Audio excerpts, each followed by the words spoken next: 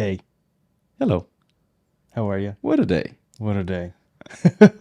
We woke up at 5. Actually, woke up at 9 and then went back to bed. Wow, you said five first. Oh, you mean, right. We woke up at, yes. 5 p.m. We were up late playing video games. You know, some people, they stay up late for different reasons. And we stay up late because we like to play old games on the computer. Yes, and the problem is you start playing and with the intention of playing for like an hour, and then Time flies. It's crazy. 4 hours passes. And they're like, oh, I need to go to the bathroom. And I'll play for another 30 minutes, and then another 4 hours passes. The funny thing is, we ordered Denny's yesterday Mm-hmm. as tradition. And Denny's came very fast. It was the Yes. fastest Denny's ever. It was 30 minutes. But then, even after coming, then after arriving, we didn't eat for like another 30 minutes. I know we left it there because we were so attached to the game. There were things to do. You have to understand that. I know, and then our Denny's kind of suffered. It was a little bit on the colder side, Yeah. but it was worth it. Here we are, another episode Welcome back, to relationspod. Relations Pod. And today we're going to be talking about something that is not related to anything that we talked so far in the last 5 minutes. I was like, really? This is something I think we've talked about before, just not today. In the last 5 right now. minutes. Yeah, Right. it has nothing to do with games or Denny's or Yeah, we'll get into those topics another staying up day. late. Yeah. Well, we're gonna dive into picking things up and putting them down, or weightlifting, Wow. however you want to, whatever phrase or term you use. But weightlifting, we both have been drawn to that since we were younger for different Yeah. reasons. Probably we haven't really talked about it before in that deep of a context. So, definitely a big part of Our my lives, yeah. routine in life, your routine in life, our routine in life. But even before we met, we already had our own personal journeys there. So I thought it'd be interesting because there's a lot of layers to why I started lifting weights. I'm not sure about you, but there's a lot of reasons that maybe weren't so positive. Of course, now it's become a more positive part of my life. But yeah, and maybe other people can relate to that and what kind of led them, or maybe why they're considering starting a weightlifting journey, or maybe why they shouldn't. Maybe it's not for them. So let's dive in. Let's dive into the past and into the beginning of our journey, fitness, health, and Wellness. wellness. Yeah. So what started your fitness journey? When did you start lifting weights? I believe I started working out when I was 14, 15 because I want to get bigger. Hmm. I was skinny as a teenager. I want to get bigger. I want to have muscle. I want to have muscles. I saw guys in movies and TV series, and I want to look like them, like big muscle. Not big, Bigger than you had. but bigger. Yeah. I wanted to have some muscles and abs. So do you remember being attracted to that type of person and that's why you wanted to look like them? Or was it more so you wanted to feel attractive to other people and you thought that other people, were attracted to that type of guy? Both ways. I think being gay, you want to look like them, but you also want to fuck them. You want to, you want to look Wow. Yeah. Yeah. nice. You wanna want to look nice. better. Yeah. I mean, it's not that I was too skinny or I was overweight. I just wanted to have muscles and I wanted to look like the guys in magazines. Yeah. I feel that. I was extremely skinny growing up, which wasn't really a problem for me until I started like getting closer to being a teenager. I loved being skinny because I could eat whatever I wanted, Right. and I sure did take part of that. I mean, I was a monster. My mom would notoriously she wouldn't want me to go with her to the grocery store because I would pick out all the snacks for the week and then get home and eat them all in a day and not gain any weight. But I'm sure my insides were not as light and slender as my outside. If you listen the first season of Relationspod, you will know that Tyler used to eat everything. Yeah. Even Growing even up. till probably the last maybe 4 years, I would kind of just eat whatever I wanted. I always had a high metabolism, but I remember in sixth grade was the first time someone had like called me a negative word or description of like my physical appearance. Like someone like trying to make fun of me or make me feel bad, called me chicken legs. Oh, How old were you? Probably 11 or 12. That was And I didn't the really, well, first I didn't even get it. I'm like, chicken legs. Is what this the like fuck a, chicken is this leg? offensive in some way? And then I found out that they were specifically talking about my calves, which is funny because I thought I had nice calves. But anyways, so they were talking about my legs being too skinny. Also, looking back, the kid looked literally identical to me. Like we were like the same size. But I think actually he was probably my first bully, and it wasn't like really bad. I never got bullied a lot, but come to find out later, he had an older brother who bullied him, and then it All kind of right. trickles down. But the point is, at that time, I was like, oh, my physical appearance needs to change so that Mm. I can either fit in or people will like me. That was the first time I was like, oh, I need to make a change to do something. Did anyone ever make fun of you based on what? Because you Not that didn't I seem, yeah, remember. Not I suffer bully, but for different reasons yeah, because I was gay and queer and right, right. feminine, but not because I was skinny. Definitely, I've probably heard comments about having skinny legs, especially Hmm. because I didn't play soccer while Uh, everyone in my class played right. soccer. All the other boys played soccer and I didn't. So I definitely had uh maybe like skinnier legs than everybody else. I wouldn't say, well, not now. Maybe back then. It's funny though. I look at pictures of you. You never look like super skinny. You always look very athletic and The pictures that you see right. now are the pictures that I saved. All You. the other ones I burned in hell. Yep, that's where all mine are too. Literally, I have some yearbook pictures. I think. Did you ever see them? Maybe not. They're Mm, still around here somewhere. But they're like the only. The yearbooks are the only pictures of me from back then because I did the same. I yeah. burned them all. It's that age growing up. I had a lot of problem with acne and I didn't love the way I looked physically. Hmm. So I didn't save any records of that phase of my life.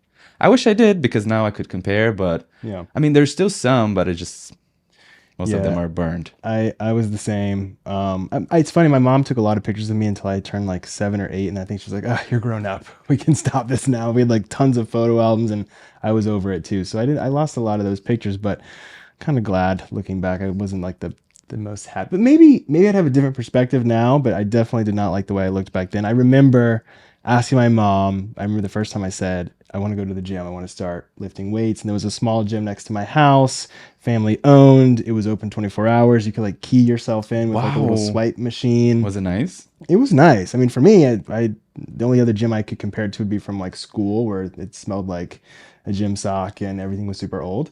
So this was like had tons of equipment, and I remember walking in and be like, "All right, it's gonna take me about 6 months, but I'm gonna be Right. buff and I'm gonna look great, and I'm gonna start buying all these protein shakes and watching what everyone else does." Did it work? No, I remember too, and it's funny because 14, 15, I started going to the gym almost every single day.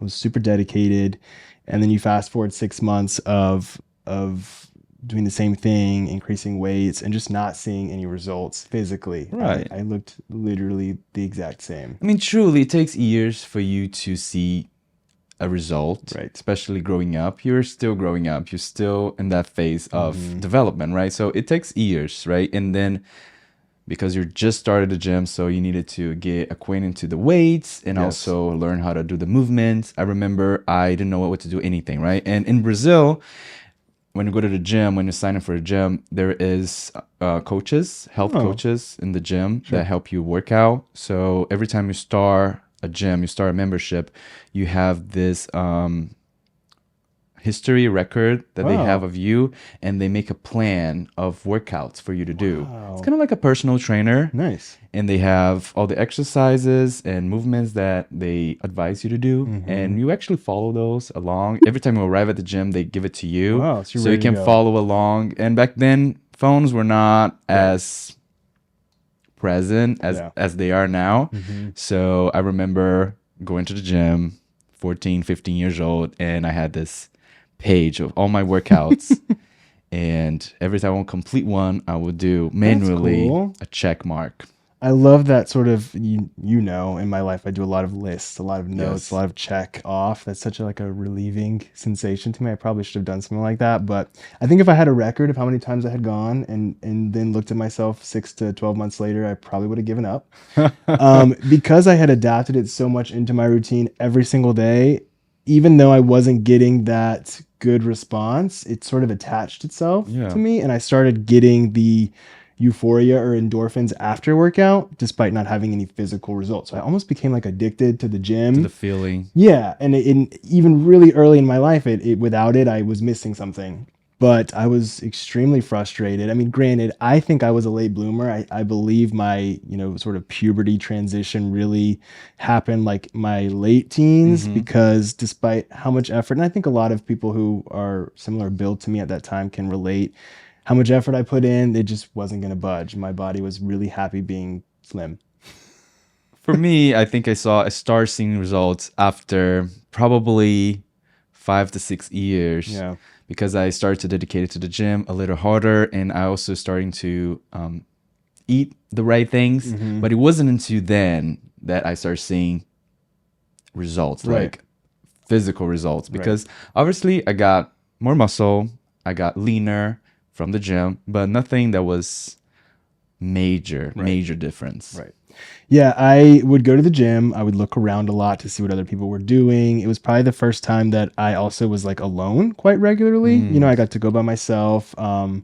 And I would kind of try to mimic, but I remember my ultimate fear, which is still annoying to me today, when people would look at me when I was like working Oh, out. yes. I would get so intimidated back then, and even now sometimes, or just be like, "Why are they staring at me? What am I doing wrong? Something on my Right. face?" And it can be kind of strange because when you're in a small box of a gym, there's not too many places to look, and so it was also kind of a place that unfortunately fostered a lot of my insecurities. I think they were kind of growing, and then the gym not really helping me get to my new milestones that I was looking for. Also would then turn around and me take that sort of energy and information and like be more harsh on myself, more critical on myself. Because you feel insecure, Yeah. especially at the gym when you Yes. see bigger people, muscular people doing Yes. so much better than you were doing, and you feel a little Yeah. small. Yeah, and sometimes there would be kids that would come in that would be around my age and they would already be like super muscly, or like you'd go to school and see the Yeah. football players and Yeah. everyone else like working out in the gym. You're like, and I didn't understand, like, what are they eating? What are they doing? Right. And there's a lot to it. And when you're a kid, you don't understand genetics, you No. don't understand hormones, you don't And understand. time, patience, it takes Yes. time. When you're 14, you do not expect to be Yeah. muscular because you're not going to. Or unless you're just genetically Well, gonna yep. bloom early in high Yeah, it school can or happen. middle school. Those people who peak early on, they typically don't do so well later. So I guess looking back, maybe I got to peak later. But I think how I reflect it now, though, is I have a lot of interactions with people who are like, oh, I started at the gym and I can't really get into it. I'm not seeing any results. I've been going for 3 or 6 months. And because it's been so far for me, I sometimes will be like, oh, that's interesting. You should expect to see something, happen by now. But actually, it does take a lot longer than that. And in refocusing, what I've been Yeah. telling people and patients now is that, really that first year when you go to the gym, it's really about creating a routine. Mm-hmm. Don't think of it like I need to lose this much weight. Don't think of it I need to gain this much muscle. Unfortunately, Because it's it's not just, about that. It's yeah, about getting used to with the equipment and getting right. used to the routine of going to the gym for an hour a day, Yes. getting used to with just going there and coming back and, Yeah. just that cycle. And then you're going to see the results. You have to learn all those basic steps before And actually seeing results. And that's too, some people just want to go for physical activity, which is really the main reason you should go routinely, is to reduce your cardiovascular risk, Right. reduce your risk of heart disease, reduce your risk of high blood pressure, diabetes, all these medical reasons to go. But if you want to be a weightlifter and you want to see big muscles, just know it is a lifestyle. It's not something you start for 3 months and then you get to kind of carry on Yeah. throughout your life, and some people can take multiple years before they really see the results they're looking for. And at that point, though, you've already built a routine. So you're kind of smooth sailing.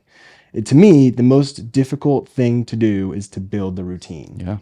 And the reason is, again, it's more of a mental game. Like, I don't want to spend this time here because I'm not seeing that immediate payoff or even a medium delayed payoff. It's a really long-term relationship that you build there. I mean, on the surface, who wants to go to a place for an hour, get sore, get sweaty, and go home and not see Right. results Yeah, for and you're months? exhausted. You've taken off time of your day. You've also used a lot of energy that maybe you had banked for getting home to enjoy your time with your partner or time alone Right. or, just to relax. And it's definitely difficult. And, we all have a different reason for beginning, our fitness journey. I often really think about how mine was so negative. I think initially it was just all about feeling insecure, not hitting those milestones or goals.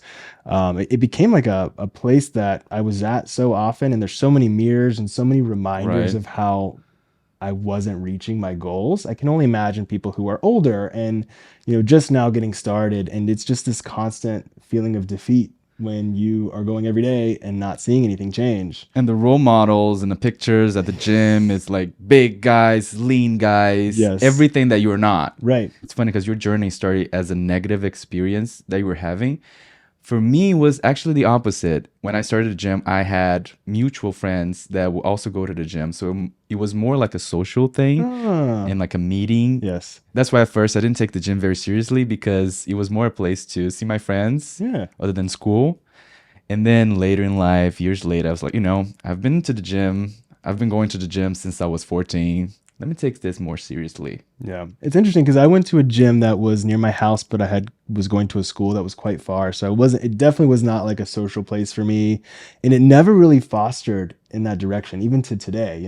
We go to the gym every day, but it's not like we're like hanging out. We usually are getting our job done and trying to get out. And that's always been kind of like my idea of going to the gym. Let's get in, let's get done, don't talk to anyone and get out. But then I look around and it's really kind of cool to see all the young people who Yeah. are kind of creating a social or hangout place there. I mean, we do go to the same gym, so we see the same people. We see them at the same time. We Yeah. see them change and evolve over years. And so it is a place that you could kind of, create relationships. And if that's something you're interested in, I think it's definitely there for you. But looking back at those kids who come that are in high school to our gym, it's kind of cool that they're having a more positive experience than I did. Yeah. I mean, they'll grow into the routine and into building the results. We've been seeing some of them for years, and I'm like, yep, you still look the same. That's okay. That's what you're expected at this point.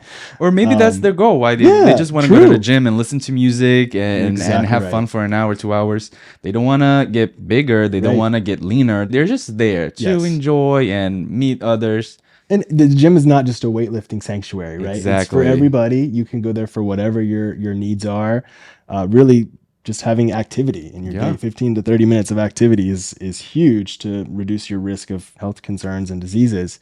But yeah, it's definitely interesting now too. I think about what it would have been like for me as a kid in this digital age. Yes. I don't even feel old, but when I say these things, it seems so bizarre. There was no YouTube, no social media, so I Yes. didn't have these like get big arms in 15 days, Top gain. 10 exercises for your chest. Yeah, all of that, which can be helpful, but also can make you feel even more alienated and far behind if you're following a routine for 15, 30, 90, 180 a year. Growing up, when you go to the gym, would you listen to music? What would you do? Yep, I had my little iPod video, and I would typically start with cardio like I do now, or end with cardio. I always had some portion of the exercise that was cardiovascular activity. Back then I was on the treadmill a lot, and I would have that iPod that had the videos on it. So I Wow. could watch music videos, which is funny because I still do that today. You do cardio from the beginning? From the beginning. Oh my God, that's crazy because I started doing cardio years later. I Yeah. never enjoyed cardio very much. So there wasn't too much I was involved with athletically at school, but I did do track and cross country. I did swimming too a little bit, but I didn't take any of it very seriously. But I did love like the running sensation. I've always loved to get sweaty and like have my heart pounding, and I got more of that from cardio than I did from weightlifting, especially back then. I felt like I was getting more of an exercise or activity through cardio because I'd get done, be drenched in sweat, and feel like, I'm exhausted, even though nothing was happening. But it was probably good for my heart, and it was really good for my brain to just have that time where I was focused on the music and relaxing and not being so harsh on myself for a few minutes. Thinking about it, I actually was doing cardio too when I started going to the gym, but it was outside the gym. I don't know why, but I like to run to the gym and then run back home. Wow. It was when I decided to take the gym more seriously, Sure. and I wanted to do running Mhm. before the workout and after the workout, thinking that was gonna help with anything. It just Right. made me more tired overall. I can But imagine. I remember I had iPhone 3GS, and I already had a playlist, and I would listen to music with the thing hanging outside and Yeah. running. But I remember that. I remember that phase of like going to the gym, and I try to go at least 5 times a week, Hmm. like weekdays Yeah. after school. So for me, it was when I learned that routine, that habit of going to the gym every day. And I think that's one of the reasons why I like to go to the gym every day till this Yeah. day, because it's part of my life. Yeah, it's a part of our routine. And going into it as well, I think about this like hyper masculine image that was really present when both of us were younger, and it still is today, but it didn't seem like there was alternatives for men at the time. We never saw any queer representation that wasn't being demeaned unless they were some sort of hyper masculine image, right? And that was still the joke, right? They were this big muscly guy, but they Yeah. were queer. And so to me, that was the only image of what I could look like to get attention or to be attractive. And that's a main reason why I also focused on trying to improve my physical appearance and weight lift to get bigger. It wasn't just to avoid being picked on, but I thought that the only way that people were going to find me attractive is if I was that hyper masculine Right. image. And I would start the journey of dipping my toe into MySpace, which was of course the first social media, and kind of seeing also these chat rooms when I was younger, like going in to see what other queer people were interested in or what they wanted to see. And you start getting online and seeing more images of what you Google gay and what pops up. And it's all these big muscular guys. Yeah. And I was not that. I was the opposite. And so I felt like I needed to do something dramatic to fit in. And I needed to do something where I could get attention and hopefully find someone who loved me for me. Oh. Well, I mean, growing up, Yeah. especially back then, you're told if you're gay, you're going to get AIDS. You're never going to find love. You're never going to be successful. You won't even be able to Yes. find a career. And these are the images of what haunted me and what I saw online, what looked like happy, queer representation of men were big muscly guys who are, engaging in parties with their friends and going out at night and going to restaurants. And then we had also, some television shows that did kind of start to begin. Will and Grace, we had Queer as Folk, where those main characters were attracted to the masculine, big muscly The guys, the stereotypes. stereotypes. And Which is common, but like you said, social media was already starting to dip the toes into the um, field of making people insecure about Yes, themselves. yes, exactly. And now fast forward to where we're at now, there's so much more representation. I can't imagine being my 14-year-old self and being able to go to watch Yes. RuPaul's Drag Race and see these like empowered, femme, queer men and women, really just being their authentic Yes. selves and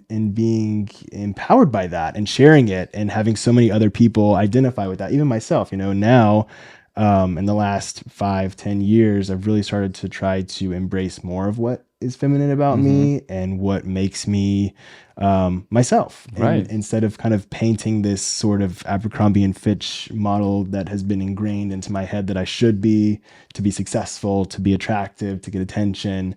Which is a character, It right? is. It's my drag character, Yes. right? I mean, literally is. And it was the same thing for me growing up in Brazil. I try to be this person who I wasn't, try to be Right. more masculine, try to be more athletic, which, I became more athletic because of the gym, but I wasn't into sports. Right. So I try to be more masculine, more athletic, more cool, only Mhm. because I didn't want to show that side of me. I was so afraid of people rejecting who I was.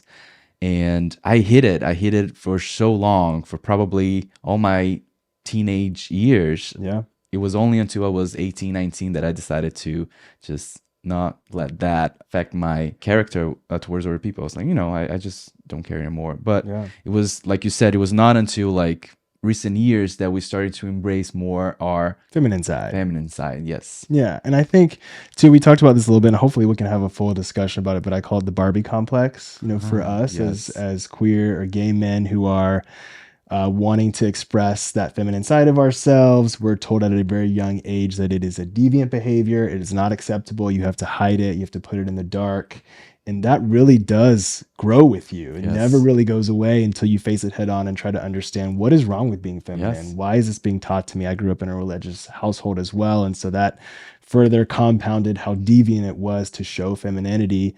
And then to be now in 2024, watching on television, trans, queer, gay representation being fully themselves. Praise for it. Yeah, understanding that there is such a duality between our feminine and masculine, both appearance and presentation and who we are and how we express ourselves. And this is still my drag character. I still like to go to the gym Yeah. and be a little muscly and wear my straight sort of wannabe mask presenting persona, but deep down I also have other drag personas that are much more feminine that come out when it's time. And life is about just kind of expressing yourself and what feels the most, uniquely you. And I feel like I'm extremely feminine now and happy about it. And deep down, you're listening to Toxic by Britney Spears. Yeah, if you're at the gym and you see me and I look angry and I'm sweating, and it's probably some sort of Britney song that's Give me blaring in my more. ears. Yep, asking me for some of my energy. And that's another topic too. The energy that we sort of give back and forth while listening to music in the gym is so interesting to me. There's like a relationship there. I know. To me, my favorite time to listen to music is at the Yeah. gym. I get into my universe Yeah. of music, and I mean, what a better place What a better place. to enjoy music and just immerse yourself in whatever you have to immerse yourself. Yeah, and it's a form of meditation, in my opinion. Yes. Going to the gym, having that time, whether the music is blaring or you're completely silent, whether you're texting the whole time because you're busy doing something or you're just completely zoned out, you can really make it whatever you want it to be. And I think it's been a positive, looking back now, journey. There's been areas that I think were negative initially or became more negative, mostly due to the fact that I had issues with my self-esteem, which I still work on every day. Yeah. But overall, I think the gym can be a really positive place if you understand what your relationship is with it and understand it can't always give you what you want right away. Yeah. But it's definitely a lifestyle that can be beneficial. And it's a place for growth, right? You see results. You will see results eventually. It's a place for growth, and it's a place, if you want to meet people, it's a place for activities. You can not just do cardio or weightlifting. You can also do dance classes. Yeah. You can do yoga, maybe, depending on the gym that you go to. Maybe you're into CrossFit. So there's all those different things that you can do. It doesn't have to be weightlifting. Right. It doesn't have to be cardio only. Right. There's other things that you can enjoy as well. Yeah, you don't have to go there solo and just kind of be in your zone like I like to do sometimes. Even though I'm with you, I feel solo because I'm, focused. You can go there and make it a social experience. Yeah. Most of the people at our gym do. I feel like we get to see a lot of people hanging out and having fun. And if that is your time to socialize and you're using that at the gym, what a great way to, hit two birds with one stone. However, I don't think you should hit birds with objects, but that's the phrase. That's a weird idiom. Have you ever heard it before? I have, but I never used it. I guess people like to throw rocks at birds. Don't throw rocks. No. But that was our talk on the gym. That was so fast. It was Oh my fast. God. And lots to cover there. But what is your experience with the gym? What is your relationship like? Do you go every day? Do you go sometimes? Do you see the results you're looking for? Is it not really about that for you? I think that's the main thing that brings us all together, is that we get to go to the gym and then we can all have our own unique relationship with the gym and talk about that with each other. And what's in your playlist? What do you like to listen to at the gym? Because we like to listen to multiple things. I'm always, it's got to be Britney high Spears. energy, high intensity dance. I need hair flips. That's the kind of vibe I'm looking for. Yeah. You can kind of be all over the place. I listen to everything. Yeah. Everything. That's another talk for another day. I love music, so we'll definitely be hitting that one. But tell us what you're listening to at the gym in the comments below so we can try that out ourselves. Thank you so much for joining us for another episode of Relations Pod. Don't forget to like, subscribe, Share. drop a pin, all those fancy things you're supposed to do with the YouTubes. We look forward to seeing you at our next video. But until then, have a good one. Bye. My biggest fear at the gym actually is when someone asks me to spot them. I do not like even the possibility of spotting people just because I feel so Responsible. afraid and responsible for their I know.